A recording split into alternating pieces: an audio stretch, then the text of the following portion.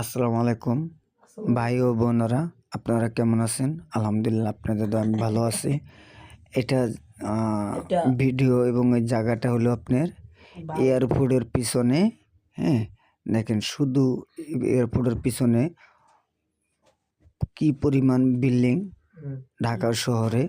হ্যাঁ, বিল্ডিং যেই পরিমাণ বিল্ডিং হয়, মানুষও তার থেকে দ্বিগুণ, মানুষও কমতি নেই, মানুষও সেই পরিমাণ।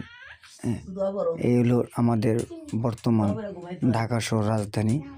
যেরকম বিল্ডিং উঠতেছে, আবার মানুষও সেই পরিমাণও বসবাস হচ্ছে। ঠিক আছে, এখন মানুষজন